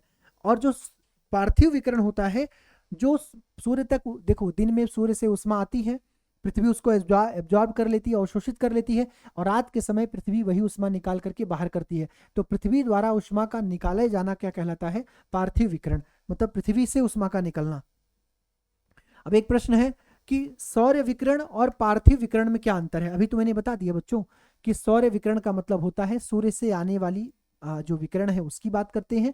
दिन में पृथ्वी सूर्य से आने वाली किरणों को, उष्मा को अवशोषित करती है, और रात जैसे जैसे होता है, मौसम ठंडा होता है, तो पृथ्वी द्वारा वही उष्मा निकाली जाती है वापस। अच्छा, जब भी हम पृथ्वी शब्द बोलेंगे प्यारे बच्चों, तो उस पृथ्वी का मतलब उस पृथ्वी पर स्थित तमाम चीज़ें, चाहे वो पेड़ पौधे हों, जीव जंतु हों, चाहे वो घर मकान हो, जो भी उष्मा को एब्जॉर्ब किए वो निकालते हैं। जैसे आप घरों में देखते हैं, जब छत गर्मी के समय में, जब आप शाम के समय में छत पे जाते हैं, अगर उस पर 2-3 बूंद पानी डाल दिए, पानी का पता नहीं चलेगा बच्चों, वो फर्श पानी को सोख लेता है, मतलब इतनी ज़्यादा तपन उसने एब्जॉर्व करके रखा है। जैसे जैसे रात ढलती है आप देखते हैं छत ठंडा होता चला जाता है, इसका मतलब उस छत ने एब्जॉर्व की हुई, अवशोषित की हुई उष्मा निकाल कर बाहर कर दिया। तो वही है प्यारे बच्चों, सौर्य विकिरण सूर्य से पृथ्वी की ओर आने वाली लघु तरंगी ऊर्जा है जो दिन में धरातल को गर्म करती है, और इसके विपरीत पार्थिव विकिरण पृथ्वी द्वारा अवशोषित उष्मा को रात में दीर्घ तरंगों, अवरक्त किरणों के रूप में वापस अंतरिक्ष में छोड़ना है, जो पृथ्वी को ठंडा रखता है। तो दोनों में बस इतना अंतर है, सूर्य से जो उष्मा आती है वो लघु तरंग के रूप में आती है, और पृथ्वी जो छोड़ती है वो दीर्घ तरंग के रूप में छोड़ती है। अगला प्रश्न है बच्चों, उष्मा बजट किसे कहते हैं। ये भी इसी से रिलेटेड टॉपिक है प्यारे बच्चों। उष्मा बजट के बारे में अगर हम समझें, उष्मा बजट किसे कहते हैं, उष्मा बजट किसे कहते हैं प्यारे बच्चों। आपको पता है कि सूर्य से बहुत सारा एनर्जी पृथ्वी तक आता है, सूर्य से बहुत सारी एनर्जी पृथ्वी तक आता है बच्चों, लेकिन क्या सूर्य से आने वाली सभी एनर्जी सभी उष्मा पृथ्वी अवशोषित करती है, नहीं प्यारे बच्चों। पृथ्वी तक पहुंचने से पहले इन्हें तमाम गतिविधियों से गुजरना होता है। बादल होते हैं उनसे मिलना होता है, वायुमंडल होते हैं उससे मिलना होता है। तो लगभग 35% 35% सूर्य की जो ऊष्मा है वो प्यारे बच्चों पृथ्वी से पहुंचने से पहले क्या हो जाती है, वापस चली जाती है, वापस रिफ्लेक्ट हो जाती है, जिसे एल्विडो कहते हैं, पृथ्वी का एल्विडो, है ना, पृथ्वी का एल्विडो। और पृथ्वी तक जो आती है वो अल्टीमेटली और 14% वायुमंडल द्वारा अवशोषित कर ली जाती है। अल्टीमेटली 51% पृथ्वी तक पहुंचती है। उसमें से एक्चुअल में जो उष्मा पृथ्वी एब्जॉर्व करती है उसी का नाम है उष्मा बजट। पृथ्वी कितना बजट लेकर चलती है उष्मा के मामले में, तो पृथ्वी का उष्मा बजट सूर्य से आने वाली ऊर्जा या उष्मा और पृथ्वी द्वारा वापस अंतरिक्ष में लौटाई गई विकिरण के बीच एक आदर्श संतुलन है, जिससे पृथ्वी का औसत तापमान स्थिर होता है। यह प्रक्रिया सुनिश्चित करती है कि पृथ्वी ना तो बहुत अधिक गर्म हो और ना ही बहुत अधिक ठंडी हो, जिससे जीवन के लिए अनुकूल परिस्थितियां बनी रहे। मतलब अगर पृथ्वी का उष्मा बजट बिगड़ जाएगा बच्चों, तो या तो पृथ्वी पर टेम्परेचर बढ़ जाएगा, वह भी जीवन के लिए नुकसानदायक है, या तो पृथ्वी पर टेम्परेचर कम हो जाएगा, बहुत ठंडे जैसे ध्रुवीय प्रदेशों में रहना मुश्किल हो जाएगा। तो उसका उष्मा बजट बैलेंस करना बहुत जरूरी है। अगला है प्यारे बच्चों, वायुमंडलीय दाब क्या है, इसका मापन किस प्रकार से किया जाता है।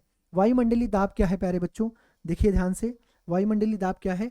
वायु दाब, जिसको एटमॉस्फेरिक प्रेशर कहते हैं, वायु दाब पृथ्वी की सतह पर उसके ऊपर स्थित वायुमंडल की समस्त परतों, मतलब जो गैसों का एक गोला है, परत है, लेयर, पृथ्वी को, जैसे ये पृथ्वी है बच्चों, तो पृथ्वी को चारों तरफ से वायुमंडल ने घेर रखा है, अलग अलग लेयर उसकी घेर रखी है पृथ्वी को, है ना, ऐसे ऐसे, ठीक है। ये है जैसे ट्रोपोस्फेयर, स्ट्रेटोस्फेयर, जो है मीजोस्फेयर, आइनोस्फेयर, एक्सोस्फेयर, ऐसे प्यारे बच्चों, है ना। तो कि भार के कारण लगने वाला दबाव या बल है, मतलब जो वायुमंडल का दबाव है पृथ्वी पर चारों तरफ से, उसी को कहा जाता है वायुमंडलीय दाब। और इसका मापन क्या होता है बच्चों, यह धरातल के प्रति इकाई क्षेत्रफल पर पड़ने वाले वायु के वजन है, इसे वैरोमीटर में मापा जाता है। ये इंपॉर्टेंट है, याद रखिएगा, ऑब्जेक्टिव प्रश्न कभी मिल जाएगा। ये वैरोमीटर में मापा जाता है। और समुद्र तल पर इसके औसतन दबाव जो है वो 1013.25 मिलीबार में भी मापा जाता है, ठीक है। मतलब जो बैरोमीटर है वो एक तरह से पैमाने का मानक है, मात्रक है। चलिए नेक्स्ट पे आते हैं। एक होता है बच्चों कोरियोलिस फोर्स, और ये जो कोरियोलिस फोर्स है प्यारे बच्चों, ये पृथ्वी पर हवाओं के चलने, हवाओं के ठहरने, हवाओं की दिशा बदलने, चक्रवात की गति, इन सब के लिए बहुत जिम्मेदार कारक है, फैक्टर है। क्या पढ़ेंगे बच्चों, कोरियोलिस बल पृथ्वी को या पृथ्वी की अपनी धुरी पर घूर्णन, पृथ्वी कैसे घूमती बच्चों, पश्चिम से पूर्व, मतलब पश्चिम किधर होगा, अगर देखेंगे तो north, south, east, west, north south,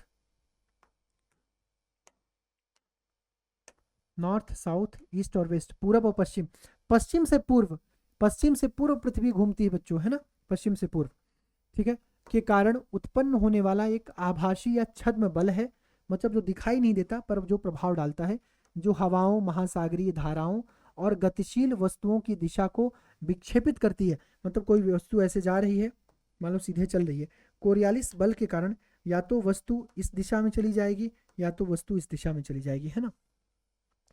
यह उत्तरी गोलार्ध में वस्तुओं की दाईं ओर और दक्षिणी गोलार्ध में बाईं ओर मोड़ता है। मतलब ये क्या करता है कोरियोलिस बल, ये पूरा डिटेल में हम लोग पढ़े हैं क्लास में बच्चों 11th की, आप जानते ही हैं। उत्तरी गोलार्ध में दाईं ओर, जैसे मान लो हवा इधर चलना है, ये बायां ये दायां, मतलब हवा विक्षेपित होकर किधर चलने लगेगी, इस दिशा में, और दक्षिणी गोलार्ध में इस दिशा में, बाईं ओर, ठीक है, जो चक्रवात के घूमने के लिए जिम्मेदार होता है, ठीक है। अब मैंने आपको चक्रवात में बताया ही है कि अगर आप ऐसे 3 बना लीजिए, देखिए इस दिशा में चक्रवात ऐसे घूमता है क्लॉकवाइज, और साइक्लोन क्लॉकवाइज चलता है, जबकि एंटी साइक्लोन, अच्छा दोनों गोलार्ध में अलग अलग कंडीशन है। उत्तरी गोलार्ध में जो चक्रवात है, उत्तरी गोलार्ध में घड़ी के विपरीत दिशा में चलता है, दक्षिणी गोलार्ध में घड़ी वाले दिशा में चलता है। और अगर एंटी साइक्लोन की बात करें, एंटी साइक्लोन की, प्रति चक्रवात की अगर बात करें बच्चों, तो प्रति चक्रवात ऐसे चलता है, उत्तरी गोलार्ध में घड़ी की दिशा में और दक्षिणी गोलार्ध में घड़ी की विपरीत दिशा में। तो ये बात ध्यान रखिएगा। नेक्स्ट है प्यारे बच्चों, आर्द्रता किसे कहते हैं? चलिए बताइए, आर्द्रता किसे कहते हैं? अरे ह्यूमिडिटी किसे कहते हैं? आप देखते हैं गर्मियों के समय में प्यारे बच्चों, कुछ अभी थोड़ा और गर्मी जब बढ़ेगा आप देखेंगे चिपचिपाहट पूरे शरीर में, पूरे इन्वायरमेंट में बहुत अजीब टाइप की सिचुएशंस बनती है। तो आर्द्रता का अर्थ है हवा में मौजूद जलवाष्प, मतलब वायु में जब जलवाष्प मिल जाता है बच्चों, गैसीय पानी की नमी कह सकते हैं की मात्रा से है। यह एक भौतिक मात्रा है जो बताती है कि हवा कितनी नम है, जो वाष्पीकरण और वाष्पोत्सर्जन से उत्पन्न होती है। उच्च आर्द्रता से उमस आती है, चिपचिपाहट महसूस होती है, जबकि कम आर्द्रता हवा को शुष्क बनाती है, सूखा, है ना। और इसे आमतौर पर हाइग्रोमीटर से मापा जाता है। अच्छा, इन दोनों में क्या अंतर है, कोई बच्चा बताएगा? वाष्पीकरण और वाष्पोत्सर्जन पे क्या अंतर है? वाष्पीकरण और वाष्पोत्सर्जन में क्या अंतर है? वाष्पीकरण और वाष्पोत्सर्जन में बच्चों, वाष्पीकरण क्या होता है? वाष्पीकरण क्या होता है? तो वाष्पीकरण क्या होता है प्यारे बच्चों? वाष्पीकरण में जैसे मान लो ये तालाब है। इस तालाब से प्यारे बच्चों, इस तालाब से पानी वाष्प बनकर क्या हो जाए, उड़ जाए। इस तालाब से, ये नदी है मान लो, नदी से पानी भाप बनकर उड़ जाए, इसे कहा जाता है वाष्पीकरण। लेकिन जब आपसे कहा जाए वाष्पोत्सर्जन क्या होता है, तो वाष्पोत्सर्जन क्या होता है बच्चों? पेड़ पौधे करते हैं इसको, पेड़ पौधों द्वारा पानी का वाष्प में बदलना, मतलब पौधे प्यारे बच्चों, पौधों से जो पानी वाष्प में बदलता है उसको वाष्पोत्सर्जन कहते हैं। ठीक है, चलिए नेक्स्ट पे आते हैं। अगला है वाष्पीकरण और संघनन में क्या अंतर है? तो देखिए बच्चों क्या अंतर है, बहुत छोटा सा डिफरेंस, अब ये तो समझ गए होंगे। वाष्पीकरण क्या होता है? वाष्पीकरण में प्यारे बच्चों द्रव क्या होता है, भाप में बदल जाता है, वाष्प में। जैसे मान लो हम ये टी शर्ट है, इसको पानी में भिगोएं और ले जाकर के प्यारे बच्चों कहीं पर टांग दें, तो धूप में सूर्य के प्रकाश से इस जो लिक्विड फॉर्म में जो पानी हमारे टी शर्ट में द्रव फॉर्म में लगा हुआ था, द्रव अवस्था में लगा हुआ था, वो धीरे धीरे वाष्पीकृत होकर के वायुमंडल में चला जाएगा और हमारा टी शर्ट सूख जाएगा, मतलब पानी वाष्प में बदल गया, निकल गया यहाँ से। तो वाष्पीकरण में द्रव गर्म होकर वाष्प या गैस में बदलता है, जैसे कपड़े का सूखना। जबकि संघनन में क्या होता है बच्चों? संघनन में वाष्प ठंडी होकर के द्रव में बदल जाती है। जैसे आप देखते हैं जब आप कोल्ड ड्रिंक लाते हैं बच्चों, जब तक कोल्ड ड्रिंक फ्रिज में रहती है तब तक कोई दिक्कत नहीं है। जैसे फ्रिज से बाहर निकालेंगे, कुछ समय तक छोड़ेंगे, तो कोल्ड ड्रिंक जिसमें रखी गई उसमें कुछ प्रकार के द्रव भी कुछ प्रकार के प्यारे बच्चों केमिकल्स भी डाले जाते हैं उसको प्रोटेक्ट करने के लिए, सुरक्षित करने के लिए। कुछ समय के बाद आप देखेंगे कि वो जो कोल्ड ड्रिंक है प्यारे बच्चों, वो उससे बाहर आपको जल के बूंद या कोल्ड ड्रिंक के बूंद दिखाई देते हैं, तो उसको कहा जाता है जैसे बोतल से बाहर पानी की बूंदें, है ना। वाष्पीकरण के लिए उष्मा की आवश्यकता होती है, जबकि संघनन के लिए उष्मा निकलती है ना, संघनन में उष्मा निकलती है। चलिए नेक्स्ट पे आते हैं बच्चों। वर्षण से आप क्या समझते हैं? वर्षण वर्षण वर्षण क्या है प्यारे बच्चों? वह प्रक्रिया है जिसके द्वारा वायुमंडल में जो बादल हैं गुरुत्वाकर्षण के कारण तरल या ठोस अवस्था में पृथ्वी की सतह पर गिरती हैं। इसमें बारिश, हिमपात, ओले, फुहार शामिल हैं। यह जल चक्र का एक प्रमुख हिस्सा है जो नमी युक्त वायु में ठंडा होने पर होता है। बच्चों वर्षण का मतलब वर्षा से समझिए, बारिश से समझिए, ठीक है। जो वायुमंडल में संघनित जलवाष्प का मतलब जो तैयार हो चुके हैं बरसने के लिए, जो बादल बन चुके हैं, जो वर्षेंगे। ज्वार भाटा क्या होता है बच्चों? ज्वार भाटा सुना आपने? ज्वार भाटा की पूरी कंडीशन प्यारे बच्चों किसके कारण आती है? ज्वार भाटा की पूरी कंडीशन चंद्रमा पर निर्भर करती है, याद रखना। और अगर मैं बात करूं तो ज्वार भाटा सूर्य और चंद्रमा के गुरुत्वाकर्षण बल के कारण समुद्र के पानी के स्तर में होने वाले आवधिक उतार और चढ़ाव से है। मतलब ज्वार भाटा में क्या होता है, पानी चढ़ता है, पानी लौटता है, पानी चढ़ता है, पानी लौटता है, ऐसे। और ये होता कैसे है? ये सूर्य और चंद्रमा के बीच जो ग्रेविटी है, ग्रेविटेशनल फोर्स है, उनके कारण होता है। और सबसे ज़्यादा इंपैक्ट कौन डालता है? वो चंद्रमा डालता है, प्रभाव चंद्रमा डालता है। समुद्र के पानी का ऊपर उठना, तट की ओर बढ़ना ज्वार कहलाता है। बच्चों समुद्र से पानी तट की ओर बढ़ना क्या कहलाएगा? ज्वार।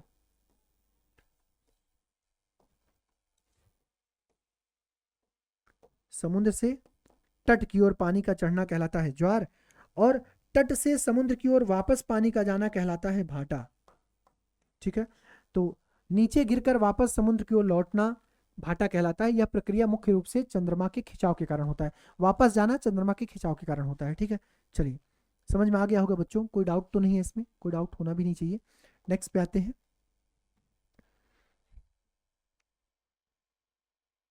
नेक्स्ट है प्यारे बच्चों, पर्यावरण से आप क्या समझते हैं? पर्यावरण से आप क्या समझते हैं प्यारे बच्चों? पर्यावरण हमारे चारों ओर, परि प्लस आवरण, मतलब उन सारी चीजों का मिला जुला स्वरूप जो पृथ्वी को चारों तरफ से घेरे हुए हैं, पर्यावरण कहलाते हैं। पर्यावरण हमारे चारों ओर मौजूद उन सभी जैविक, जैविक मतलब होता है जिसमें जीवन हो, जिसमें जीवन हो। अजैविक मतलब निर्जीव, अच्छा लिखा तो है सजीव निर्जीव, है ना? तो जिसमें जीवन हो, और अजैविक निर्जीव तत्वों का मिश्रण है जिनसे हम घिरे हुए हैं। यह हवा, पानी, भूमि, पेड़ पौधे, सूक्ष्म जीव का एक परस्पर क्रियात्मक तंत्र है जो पृथ्वी पर जीवन को संभव बनाता है और हमारे विकास को क्या करता है? प्रभावित करता है। प्यारे बच्चों याद रखना, पर्यावरण में अगर आप देखेंगे तो जैविक भी लोग आते हैं और अजैविक तत्व भी आते हैं। अजैविक, अगर जैविक की बात करें प्यारे बच्चों, तो जैविक में कौन कौन आएगा? जैविक में आएगा जैसे जीव जंतु,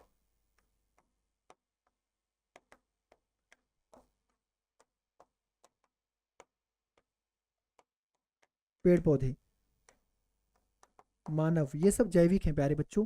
अजैविक मतलब जो जैसे भूमि हो गया, वायु हो गया, जल हो गया, ये सब प्यारे बच्चों अजैविक है ना, तो उनसे मिलकर बनता है पूरा पर्यावरण। ठीक, नेक्स्ट पे आते हैं। पारिस्थितिकी संतुलन से आप क्या समझते हैं? जो इकोलॉजिकल बैलेंस है प्यारे बच्चों, उससे आप क्या समझते हैं पूछा जा रहा है। तो कैसे लिखना है इसको एग्जाम में? पारिस्थितिकी संतुलन से तात्पर्य किसी पारिस्थितिक तंत्र में सजीवों, जिसमें मनुष्य, पौधे और जानवर आते हैं, तथा उनके निर्जीव पर्यावरण के बीच सामंजस्य व स्थिरता स्थापित करता है। मतलब जब हम संतुलन की बात करते हैं तो हम इस संतुलन की बात करते हैं सजीव और निर्जीव के बीच परस्पर सहमति बनकर का काम हो, कोई किसी पर क्या करे। जैसे मान लो प्राकृतिक पर्यावरण जो है प्यारे बच्चों, अगर उन पर नुकसान पहुंचेगा तो मानव और जीव जंतु और पेड़ पौधे सब पर नुकसान आएगा फिर, है ना? यह एक ऐसी गतिक अवस्था है जहां विभिन्न प्रजातियों की संख्या अपेक्षाकृत स्थिर रहती है। वे एक दूसरे पर निर्भर रहकर सह अस्तित्व में रहते हैं और जैव विविधता को बनाए रखते हैं, या जैव विविधता बनी रहती है। ठीक है, तो यही था प्यारे बच्चों, आज जितना भी प्रश्न हम लोगों को करना था मैंने आप सबके लिए कराया ये प्रश्न।